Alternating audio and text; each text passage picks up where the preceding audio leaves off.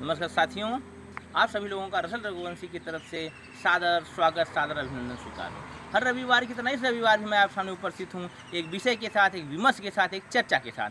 आज हम चर्चा करेंगे राष्ट्रीय शिक्षा नीति के उच्च शिक्षा में जो बदलाव किए गए उससे संबंधित, और साथ ही साथ उसमें क्या क्या समस्याएँ आ सकती हैं। दोस्तों, पिछले वीडियो में हमने 5+3+3+4 का जो फार्मूला सरकार ने दिया, शिक्षा नीति में परिवर्तन किया, उस पर जिक्र किया था। आज हम उससे आगे की शिक्षा के बारे में अध्ययन करेंगे। एक बच्चा जो सेकेंडरी पास आउट हो जाता है, यदि वह जाना चाहता है हायर एजुकेशन में, तो वहाँ पर एक परिवर्तन किया गया है। NTA नेशनल टेस्टिंग एजेंसी जो भारत की है, वह एक राष्ट्रीय स्तर पर मूल्यांकन करवाएगी, बच्चों का एग्जाम कंडक्ट करवाएगी और उसकी मेरिट के आधार पर, उसकी रैंक के आधार पर प्लस 12वीं तक के उसके परफॉर्मेंस को मिला करके एक सम्मिलित इंटीग्रेटेड मेरिट बनाई जाएगी और उसी आधार पर देश भर के सारे विश्वविद्यालयों में बच्चों का एडमिशन हो पाएगा। यह एक अच्छा कदम कहा जा सकता है। इसके बाद जो शिक्षा में हम सुधार कर रहे हैं, तो बेहतरीन बात जो रखी गई है, जिस प्रकार से 12वीं तक बच्चों को अपने पसंद का विषय चुनने की आज़ादी थी, वह बात यहाँ भी लागू होती है। यदि कोई बच्चा अपनी पसंद का विषय चुनना चाहता है, तो वह एक सब्जेक्ट का पूल बनाया जाएगा, उसमें से अपने पसंद के विषय का पूल चयनित कर सकेगा और अपनी पढ़ाई को अपने पसंद और अपनी हॉबी और अपनी इच्छाओं के अनुसार आगे बढ़ा पाएगा। और साथ ही साथ इसमें एक बेहतरीन चीज़ डालने का प्रयास किया गया है, multiple entry and exit system. ये जो मल्टीपल एंट्री और एग्जिट सिस्टम है, इसमें यह बात कहने का प्रयास किया गया है, यदि बच्चा किसी कारणवश, यदि उसका मन नहीं लग रहा है, उसकी आर्थिक स्थिति अलाउ नहीं कर रही है, तो वह बीच में शिक्षा छोड़ सकता है। जैसे बच्चे ने फर्स्ट ईयर कंप्लीट किया और फर्स्ट ईयर के बाद उसके लगा कि अब आगे नहीं पढ़ सकते हैं या समस्याएं आ रही हैं, तो वह एक सर्टिफिकेट प्राप्त करेगा और वह अपनी एजुकेशन ड्रॉप कर सकता है। इसी को एग्जिट बोला गया, मल्टीपल एग्जिट इसको कहा गया है। और ये मल्टीपल एंट्री का मतलब है, यदि वो भविष्य में कभी फिर शिक्षा कंटिन्यू करना चाहता है 5 साल 7 साल बाद, तो फिर वह सेकेंड ईयर से अपनी शिक्षा को आगे बढ़ा सकता है उन्हीं विषयों और उन्हीं सर्टिफिकेट के आधार पर। जो सेकेंड ईयर कंप्लीट करता है तो उसे स्पेशल डिप्लोमा मिलेगा, यदि थर्ड ईयर कंप्लीट करता है तो उसे ग्रेजुएशन विथ डिग्री मिलेगी। लेकिन वह 4 साल का यदि ग्रेजुएशन कंप्लीट करता है तो उसे जो डिग्री दी जाएगी, उसका नाम रखा गया है डिग्री विथ रिसर्च। मतलब रिसर्च के लिए वो बच्चा तैयार होगा। अब जो MPhil हुआ करता था उसको समाप्त कर दिया गया है, अब उसके बाद सीधे वह MA में जाएगा। MA 1 साल का कर दिया गया। इस प्रकार 4 साल का ग्रेजुएशन, 1 साल का MA करने के बाद बच्चा एक शोध के लिए तैयार हो जाएगा और उसे शोध में मदद करने के लिए राष्ट्रीय शोध संस्थान का गठन किया गया है, जो उस बच्चे को आर्थिक सहायता प्रदान करेगी यदि वो शोध करना चाहता है। और शोध वर्ष को 4 साल कर दिया गया। यदि वो 4 साल में अपनी डॉक्टरेट करेगा और उसको इकोनॉमिक सपोर्ट के लिए, मैं फिर दोहराना चाहूँगा, राष्ट्रीय शोध संस्थान का गठन किया गया है। एक स्वागत योग्य कदम है। इसके बाद जब हम आगे बढ़ते हैं, शिक्षा में विभिन्न प्रकार के परिवर्तनों की बात करते हैं, तो विभिन्न प्रकार की नियामक संस्थाओं का गठन किया गया है और इन जैसे राष्ट्रीय शिक्षा नियामक परिषद का गठन किया गया है। राष्ट्रीय शिक्षा नियामक परिषद जो है, यह सारी संस्थाओं को हटा करके इसको इस्टेब्लिश किया जाएगा। इसमें विभिन्न प्रकार की संस्थाओं का गठन किया गया है। AICT है और फिर इसके अलावा आपका UGC है। इनको हटाकर एक राष्ट्रीय नियामक शिक्षा परिषद का गठन किया जाएगा और इसके अंतर्गत 3 संस्थाएं इसके अंतर्गत काम करेंगी। पहली जो संस्था होगी उसका नाम राष्ट्रीय शिक्षा मानक परिषद। यह राष्ट्र स्तर पर शिक्षा का सिलेबस, पाठ्यक्रम तैयार करेगी, उस पर नज़र रखेगी। और जो दूसरी संस्था होगी राष्ट्रीय शिक्षा, जिसका नाम होगा राष्ट्रीय शिक्षा अनुदान परिषद, यह बच्चों को और स्कूलों को, कॉलेजेस को क्या करेगी, ग्रांट प्रोवाइड करेगी। अगली जो संस्था होगी उसका नाम रखा गया राष्ट्रीय शिक्षा प्रत्यायन परिषद। यह राष्ट्रीय शिक्षा प्रत्यायन परिषद कॉलेजों की, यूनिवर्सिटीज़ की मापदंड स्थापित करेगी कि किस कॉलेज की क्या स्थिति है और वह कहाँ पर ठहरता है। इस प्रकार से एक हल्का फुल्का ढांचा आपके दिमाग में बन रहा होगा।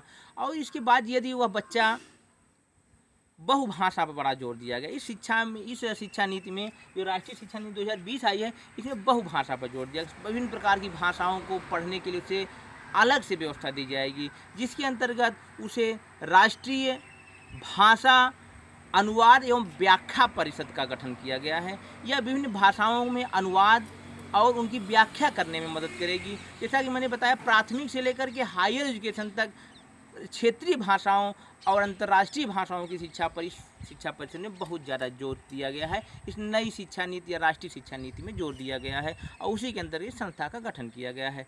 साथ ही साथ विभिन्न प्रकार की संस्थाओं में कोऑर्डिनेशन के लिए मैंने पहले ही बताया एक संस्था गठन किया गया जिसका नाम रखा है राष्ट्रीय नियामक शिक्षा परिषद। ये सारी बातों को लेकर के एक बात जो सामने आती है, यह जो इंटीग्रेटेड शिक्षा है ये बच्चों के लिए बड़ा लाभकारी होगी। और साथ ही साथ यदि हम एजुकेशन में कोई जाना चाहता है कोई बच्चा, तो उसे 4 साल का इंटीग्रेटेड बीएड करना होगा। और 2030 से इंटीग्रेटेड बीएड किया हुआ बच्चा ही अप्लाई कर पाएगा 12वीं तक के एजुकेशन में, वहाँ पर शिक्षा देने के लिए। और साथ ही साथ एक बात और जो जोड़ी गई है शिक्षा में, नेशनल स्तर पर लगातार जो मॉनिटरिंग सिस्टम है उसको और मजबूत स्ट्रेंथन किया जाएगा। और जैसा कि मैंने पिछले वीडियो में बताया कि 6% आपकी जीडीपी का शिक्षा पे खर्च किया जाएगा। इसके अलावा एक बड़ा महत्वपूर्ण जो परिवर्तन हुआ है शिक्षा में कि अधिक से अधिक लोगों को जोड़ने का प्रयास किया गया। इनका लक्ष्य है कि 2035 तक हम 50% नामांकन हायर एजुकेशन में करवाने का प्रयास करें, जो कि इस समय लगभग 26% है, 26% या एक चौथाई कहा जाए। इस प्रकार से क्या होगा कि अधिक से अधिक लोगों को जोड़ने का प्रयास होगा। 3.5 करोड़ नई सीटों को ऐड करने का प्रयास किया जाएगा उच्च शिक्षा में, जिससे कि अधिक से अधिक लोग शिक्षित हो सकें। जो कॉलेज हैं उनको स्वायत्तता दी जाएगी, 15 वर्षों में उनको स्वायत्तता दी जाएगी कि वो अपने स्तर से अपनी परीक्षाओं का और अपने मूल्यांकन पद्धति को विकसित कर सकें।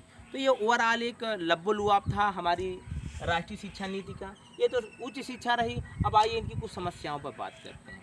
समस्याओं का प्रारंभ हम प्राथमिक शिक्षा से करेंगे। प्राथमिक शिक्षा, साथियों, इस शिक्षा में जो समस्या आ रही है, जिससे कि प्राथमिक शिक्षा को स्पेशली +5 जो हमने स्टार्टिंग जो फाउंडेशन स्टेज की बात की थी पिछले वीडियो में, उसमें यह स्थानीय भाषा पर जोर देती है। तो इसमें जो सबसे बड़ी समस्या हुई, कोई व्यक्ति ऐसा हो जो नेशनल स्तर की नौकरी कर रहा है, केंद्र सरकार की नौकरी कर रहा है, यदि उसका ट्रांसफ़र मान लीजिए उत्तर प्रदेश से तमिलनाडु में होता है, तो उसका बच्चा उत्तर प्रदेश में हिंदी मीडियम जो कि वहाँ की लोकल लैंग्वेज वहाँ से पढ़ाई कर रहा है, तो यदि वह जब आपके कर्नाटक जाता है, तमिलनाडु जाता है, तो वहाँ उसको समस्या होगी मीडियम इंस्ट्रक्शन की या भाषा परिवर्तन की, जिससे उसकी प्राथमिक शिक्षा प्रभावित हो। ये सबसे बड़ा इसमें एक ड्रॉबैक कहा जा सकता है। और दूसरी जो सबसे बड़ी इसमें विसंगति कही जा सकती है कि जो कॉलेजेस का इतना हमारे यहाँ लंबा चौड़ा ढांचा है, उसमें जो बात की गई शिक्षक गुणवत्ता की, जो 30+1 का अनुपात रखने का प्रयास किया गया है प्राथमिक स्तर तक शिक्षा में, उसको भरने के लिए बहुत सारे इनको भर्तियां निकालनी पड़ेंगी। और वर्तमान जो मानक शिक्षा है, जो स्टैंडर्ड हमारा एजुकेशन है, जो हमारे ट्रेनिंग सेंटर है शिक्षा देने के लिए, जो टीचर्स तैयार करते हैं, उनका स्तर इतना अच्छा नहीं है कि वो एक योग्य और एक प्रखर शिक्षा से जुड़ा हुआ शिक्षक उत्पन्न कर सकें, जिसकी वजह से कहीं न कहीं गुणवत्ता प्रभावित होगी। जब अधिक से अधिक शिक्षकों की आप भर्ती करेंगे तो इससे गुणवत्ता भी प्रभावित होगी। तीसरी जो बात की जाए हायर एजुकेशन में, जो मैं बताना भूल गया था कि दुनिया की 100 बड़ी यूनिवर्सिटी जो हैं उनको भारत में कैंपस खोलने की आज़ादी दी जाएगी।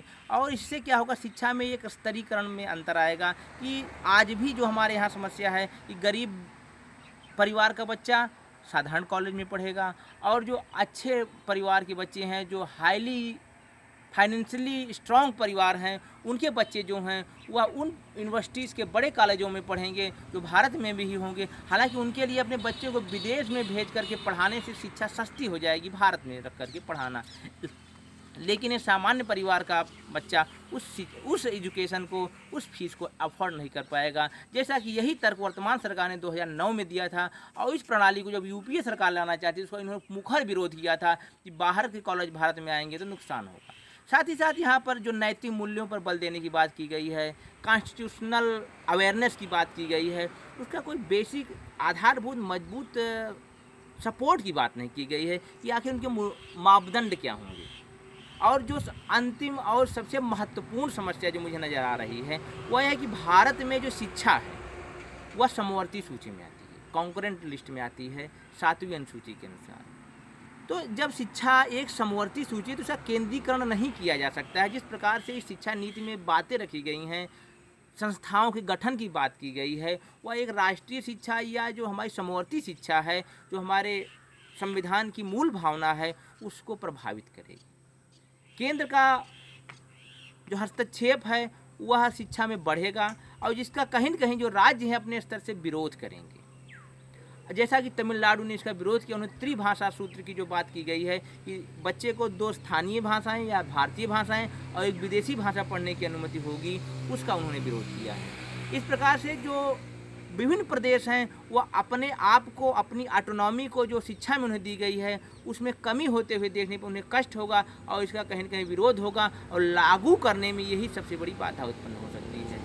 इसके अलावा बहुत सारे फैक्ट हैं जो आपके भी दिमाग में आ रहे होंगे, आप भी सोच रहे होंगे। मैं चाहूँगा कि आप कमेंट के माध्यम से मुझसे शेयर करें, मुझसे साझा करें और साथ ही साथ अंत में यह बात करना चाहूँगा कि शिक्षा नीति के बारे में माना कि अंधेरा घना है, माना कि अंधेरा घना है पर दिया जलाना कहाँ है।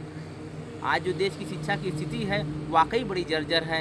हम इसको टॉप 10 प्रायोरिटीज़ में भी नहीं रखते हैं। तो सरकार ने एक प्रयास किया है 6% जीडीपी का देने का और विभिन्न प्रकार के सुधार करने का, जिसका मैं कहीं न कहीं ये चाहूँगा कि एक फोकस है, समाज को भी इसमें जुड़ना चाहिए। जैसा कि इसमें कहा गया है कि परामर्शदाता संस्था का गठन किया जाएगा जिसमें अच्छे अच्छे यूनिवर्सिटी से कॉलेज के रिटायर्ड प्रोफेसर्स होंगे, ब्यूरोक्रेट्स होंगे और साथ ही साथ विद्वज्जन होंगे जो कि शिक्षा में सुधार के लिए समय समय पर सलाह देते रहेंगे। तो इन्हीं बातों के साथ मैं आपसे अंत में इस रिक्वेस्ट के साथ, यदि मेरा वीडियो आपको अच्छा लगा हो तो मेरे उत्साहवर्धन के लिए, मेरे साहस बढ़ाने के लिए आप मेरे वीडियो को लाइक करिए। अपने कमेंट्स के माध्यम से मेरे रिस्पांस को, मेरे प्रयास को आप लोग आइडेंटिफाई करिए, चिन्हित करिए और साथ ही साथ मेरे इस चैनल को, यूट्यूब चैनल को सब्सक्राइब करिए। इन्हीं बातों के साथ मैं रसल रघुवंशी आपसे विदा लेता हूँ। फिर मुलाकात होगी अगले रविवार तक। तब तक के लिए सादर नमस्कार, सादर अभिवादन।